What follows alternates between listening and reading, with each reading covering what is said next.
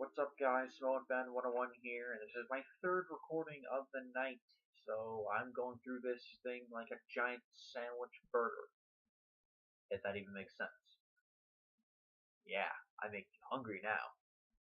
Yeah, suck it, dick. I'm kidding, guys. This is my WCPW stacked review. I just reviewed Loaded. I don't need that. I don't need that. There you are. This was, I think it's like, what, last Wednesday, last Thursday? I forget the day exactly. But this was a pretty, in my opinion, this was a pretty good show. It wasn't the greatest show, but it was a pretty good show with a couple great matches. We opened up with a nice finisher. Joe Coffey and Moose faced off. Oh yeah. So you don't know the whole cards, but I'll go through it with you here. But Joe Coffey and Moose had a pretty good match. And they had a good match. Moose won with, I think it was like the Sky High move. I thought he should have won with the spear, but you know, it's just me. It was a pretty good match. Joe Coffey looked good here, and I understand Moose winning. It's Moose's first appearance. You don't want him losing, especially since Joe Coffey just beat Primate in two pretty damn good matches. One of them was a great match. So yeah, it was a lot of fun to watch. Backstage we had Jack the Jobber. He was meeting up with the announce lady, who he was basically hitting on her, like you wanted to do something little, like after the show, he's like, what do you like? And she's like, Jack, what are you doing? And then he's like, Adam Pacitti, I'm going over. Then we had the only segment of the night, which was in concurrence. We had Kenny, who's the ring announcer, basically. And for the longest time, it was Eric Bischoff, Adam Blampier, and Adam Pacitti. For a while, it was just Bischoff and Blampier. And Bischoff was basically the guest general manager. Yes. And Adam Blampier is taking credit to being basically an Eric Bischoff ripoff. And he came out as the heel, obviously, and basically said, you know, Eric Bischoff of the future meets Eric Bischoff of the past. And, you know, basically, you know, reveled in his own praise. And Bischoff's like, yeah, you did a pretty good job here. And you know what? There is someone I want to talk to. There is someone that can truly take my place as the next Eric Bischoff. Can truly take my place and be that future person. And I want to congratulate Adam Pacitti, which pissed Blampier off to no end. He had this shocked look on his face, like, how could you? He even said he looked up later when he was being kicked out. He looked at Eric Bischoff like an idol. Long story short here, Adam Pacitti and Eric Bischoff barred the prospect and Adam Blampier from ringside and from the building. So that way there would be no interference whatsoever with the Fatal 4 match between Big Damo, who's the champion, Rampage Brown,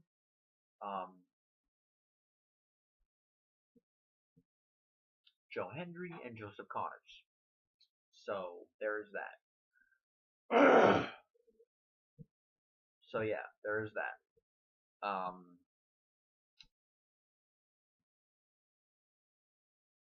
So that was a lot of fun. After that, we got a brief, you know, little mini announcement. The match we were supposed to have next was a singles match between EC3, Ethan Carter III, and Ligero.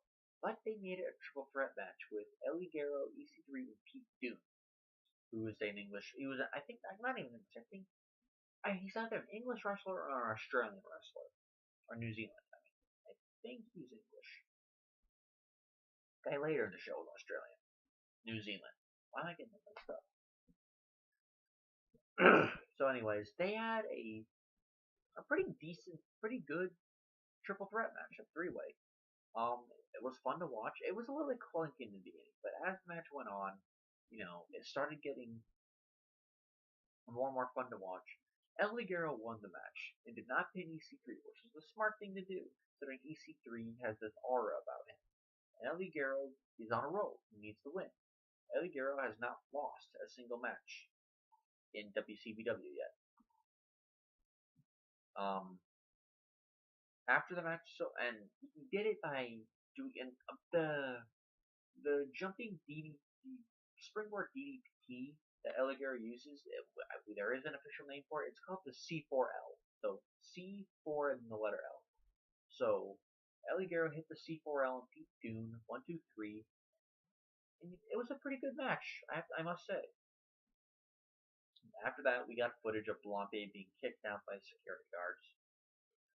Next, we had and I may be overrating this, but fuck it. We had a great match between Drew Galloway and Doug Williams.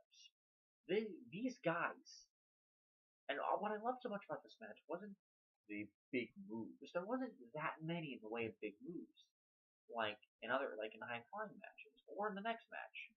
But it was a great technical wrestling match, and Drew Galloway came out as the winner. But Doug Williams, he didn't look bad here. Doug Williams at his age, I take back what I said a couple weeks ago. Doug Williams at his age, even though the moves may look different, he still looks good, and he still got that impressive ability. And he put Drew Galloway over pretty good here. So, props to Doug Williams in that one for still being as good as he is at the age of 46. So, they had a great match. They had the second best match of the night, in my opinion. I'll get to the first best in a minute. It's the second, actually. Next, we had a little prospect vignette. So Alex Gracie, no, not even Alex Gracie, Lucas Archer and Drake and James R. Kennedy came to the building. No Alex Gracie, apparently. And they were told that they were not allowed to enter into the building. So, they had a pretty funny vignette of trying to find several ways to get into the building. Through a bathroom, through the roof that apparently Lucas Archer and Drake mainly Lucas Archer could not jump to because Lucas Archer's the tall, skinny, high flyer dude, I think, of the prospect. It was funny to watch. I have to admit, I was pretty damn entertained. Through the bathroom, that was hilarious. I found that pretty funny, I have to say.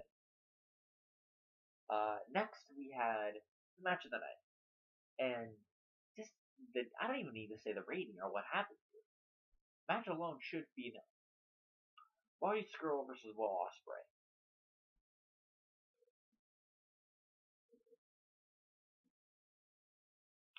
Yeah. Match of the night, go into those two.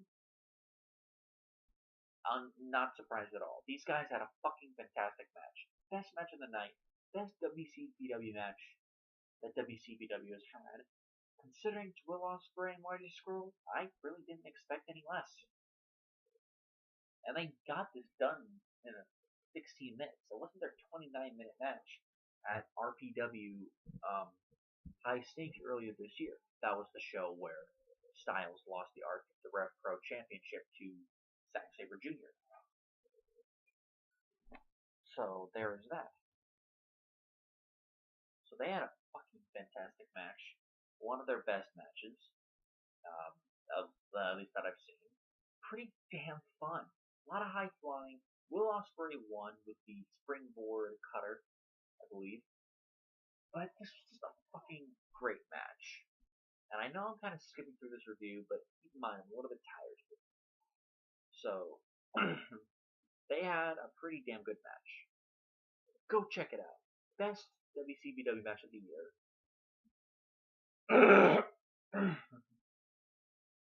So, yeah. Next, we had the debuting Travis Banks. I think this is the guy from New Zealand. He actually did pretty good here in a tag team match. It was him and Martin Kirby against what was supposed to be Liam Slater and Johnny Moss. Johnny Moss, if you remember, is the big jack guy. Liam Slater's the skinny dude who can work high flying. Well, not maybe not high flying, but a lot skinnier kind of guy who could probably can work high flying. We haven't seen it yet. But apparently, Johnny Moss did not come out. Only Liam Slater did. And then, when we were trying to figure shit out, Prince Amin came out and basically said, Johnny Moss suffered an injury that I had absolutely no part of doing. Yes, and I do believe, yes, yeah. Apparently that must be true, and it must also be true that David Arquette winning the WCPW World Title was good for WCW. It must be true. Well, not. So Prince Amin instead decided to extend his tag team partnership to Liam Slater, and of course he did the heel thing. It's like, you actually think I would have tag teamed with you? He turned around to exit the ring. Down comes Gabriel Kid, who shakes his hand to Liam Slater and becomes his tag team partner. Prince Amin was not happy, and for good reason. He is the manservant, yeah, but it did result in what I thought was actually a decently good match with Gabriel Kidd, Liam Slater, and the team of Kirby and Banks. Travis Banks, not Sasha Banks. Just so you know. I don't think there's a relationship there. Pretty sure Sasha Banks is not even the real name. But yeah, Travis Banks and Martin Kirby beat Slater and Kidd. And I have to say, Martin Kirby was pretty damn over here. People were chanting for Martin Kirby because of the match with Will Ospreay, probably. So, what happened is Travis Banks hit a finishing maneuver. I forget what it was. Then Martin Kirby got the tag and then got the pin for the win. So, Travis Banks, not at all happy. I get the feeling what's going to happen is Travis Banks is probably going to go heel on Martin Kirby, and they're going to have a feud, and Martin Kirby may get over as a babyface. You never know. Considering what happened later in the night, yeah, that actually might work, actually. Next we had the last woman standing match for the first ever WCPW Women's Championship, and WCPW must be taking a book out of WWE, a page out of WWE's book, because the women's title looks almost exactly like the WCPW title, even except with a different strap and the word WCPW Women's Championship on the actual center plate. But other than that, it was the same goddamn belt. Belt designers are getting lazier and lazier. As far as the match goes, the match actually went the shortest amount of time on the show. Well, I can't even say that, but the shortest match I actually cared about on the show. But for the 6 to 7 minutes it was actually a lot of fun to watch. I give it a solid 3 stars because it could have gone another 7 to 8 minutes and it would have gotten even higher and higher. This match was awesome. Nixon Newell and it was Priestley and Nixon Newell, by the way, their third match. It was a 1-1. Nixon Newell won their first match. Priestley won their second. So it was the third match to see who would win. Nixon Newell won. She won, thankfully not with the Canadian Destroyer, thank God. She won with several moves that didn't put Priestley away, but then she put her head in the middle of the steel chair, and then took a page out of Randy Orton's playbook, and then punted her right in the fucking head. And after that, Priestley sold it like death. She did not move at all. The Priestley went to the count of 10, and Nixon Newell is your new WCPW Women's Champion. Even though it's a fun match, the star was neither of these women. The star of this match was the chant. And if you watch the match, you'll know what I'm talking about. From this point on in the show, because usually UK fans, when they count, and when the referees count 1 to 10, they count like 1, and the crowd chants 2. And when the ref goes to 9, the crowd chants 10, like the Ty Dillinger. 10, 10, 10, 10. I guess because he was in here early in the show, they were chanting for Moose. That's right, Moose. They chanted for Moose. So it's like 1, Moose, 2, Moose, 3, Moose, and I thought that was hilarious shit. I just thought that was so freaking funny.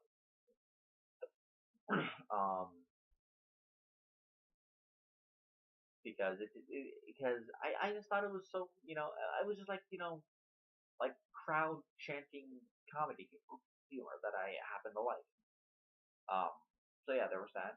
So congratulations to Nixon for winning the first WCPW Women's title. I think this is gonna be the last video I'm recording tonight. After this shit, I'm done. I'll record Raw and the other shows tomorrow, hopefully, if I have the time. But yeah. Then the next match, Primate beat Grado after a shit-tacular match. This match fucking sucked. Grado fucking sucks. I don't give a fuck about Grado. And I might go to rant here. Grado fucking sucks. I've seen him in TNA. I've seen him in WCPW. The guy fucking blows. He blows the cat shit flying out of a warthog's anus. Grado is the equivalent of my ass after drinking a bunch of milk and having constant farts. That is my thoughts on Grado. He is the farts coming out of my ass, and the powerful ones, not the silent but deadly ones, but the loud and deadly ones. Grado looks like the white milk man who looks like he could rape children. Grado looks like a rapist. He looks like a complete fucking idiot. This guy should not be in a wrestling ring. He should not be wrestling, period. He sucks ass. The only athletic thing he does is punches, a cutter, and a rolling ball in the corner. If that's the extent of his arsenal, fucking retire. Get the fuck out of here. I fucking hate Grado. Fuck him. Now that that's out of the way, thankfully Primate beat his ass. If it wasn't for that, I'd call this match a dud. Primate won, so I'll give it 1 star. Definitely the worst match in WCPW yet. Except for maybe Grado, Martin, Kirby. That was pretty fucking horrendous. After that, we had another backstage segment with Jack trying to hit on one of the women, except instead of the announcer, who was also there in the room, he tried to hit on Nixon Newell. He had several hats. He wanted Nixon Newell to wear it out to the ring. Promote it like it was merchandise. And when Nixon Newell eventually revealed that she had a boyfriend, Jack took the hat back and then walked away. I found that kind of funny. Adam Blampier found the three of the 4 members of Prospect, the manager, and then Lucas Archer and Drake. And no words were exchanged. He looked at James R. Kennedy. Kennedy looked at him, and he sat along the I don't know, what was it, the concrete wall that they were standing on? I don't know. And he just sat next to them. That was kind of corny, but fun, but funny. I thought that I actually liked it. But next we had a fatal 4-way match between Big Damo, Rampage Brown, Joseph Connors, and Joe Hendry. The match only went like 12 minutes long because the entrances went because there was the entrances. Then the announcer announced the wrestlers, and then Big Damo cut a brief pre-match promo, basically calling them all losers. He beat Rampage Brown, he beat Joe Hendry, and everyone has beaten Joseph Connors. So he knows he can beat him. And of course, how do they respond? They responded by ganging up on Big Damo, which didn't really last. But this was a this was a fun match. It wasn't a damn good match, but it was a good match. Probably the third best match of the show. The third best match of the show in my view. It wouldn't hold the candle by either Galloway or Williams or Ospreay and Scurll, but it was a great match. Not a great match. I keep saying great. It was a good match. Back and forth action here between all four guys. Rampage Brown and Big Damo were taken out of the picture at the very end when Rampage hit a suplex to Big Damo on the steel ramp. A skinny steel ramp, I might add, so I was afraid that ramp was actually going to break. And then in the ring, we were down to Joe Hendry and Joseph Connors.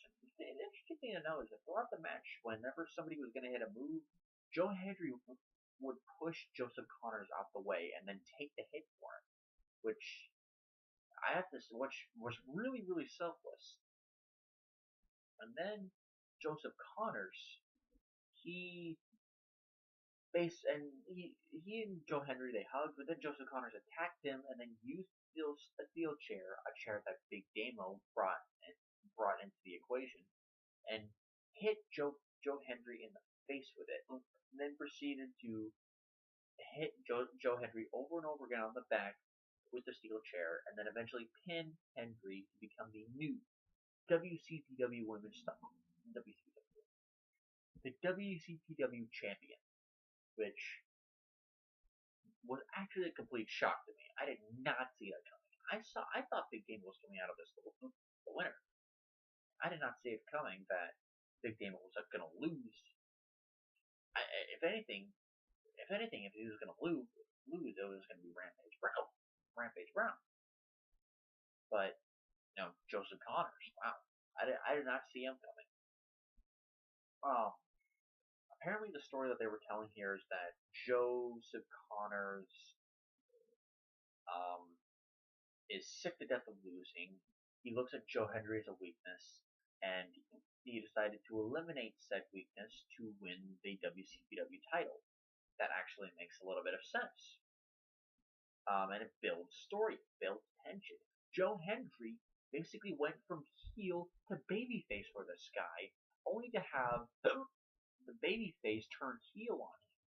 So it was a slow double turn. It was a slow double turn throughout 7 to 8 weeks, or 7 to 10 weeks, depending on the breaks of the show. But it told a good story. Now, usually I would say it's the end of the show, but there were two backstage segments I wanted to address. One was when Eric Bischoff was talking. He saw Joseph Connors. He's like, watch out for this guy. This is the guy that you should be watching out for. Granted.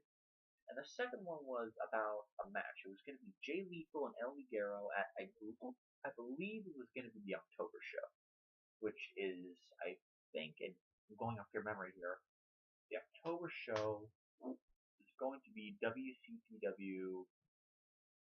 I forget what it is, but there's going to be a major October show in October. And Jay Lethal was scheduled to defend the Ring of Honor title against Ligero at the show. Problem? Jay Lethal just lost the Ring of Honor title to Adam Cole at Death Before Dishonor. So, when that happened, they were in a bit of a bind. It's like, you gotta have a stump for this match, or else a lot of the prestige that went into it was just gone when he lost the title. Bischoff told Pacitti, and Pacitti was telling him this. Bischoff told Pacitti, you know what? I see your point. So I'm gonna do what I did back in WCW, and in the case of where this should happen, create a new title. Call it the WCPW Internet Championship. Now, I hate it when titles are called Internet Championship, but I'll actually give it a pass here because WCPW and WCPW Loaded, they all exist off of the internet. They are internet shows. They're not on national television like Spike TV or USA or Fox. They're on YouTube. Granted, people watch them on YouTube, but they're just a YouTube show, technically. With that, it just happens to have some pretty damn good wrestling and some money behind it. So that makes sense to call it the Internet Championship. The show was on the internet. So yeah, that was WCPW Stacked. It was a pretty good show. Go check it out. I understand if some people think there's overexposing too many WCPW guys on here. Alex Shane and Dave Bradshaw on commentary. Dave Bradshaw's good. Alex Shane is insufferable. But with that said, guys, that's my last recording of the night. Until next time, guys, I will review probably the G1, and then Raw, and then SmackDown, and then the God, I got a lot of videos to get to. So until next time, guys, I will see you tomorrow, hopefully, and have a good night, because I am fucking taking some goddamn sleep.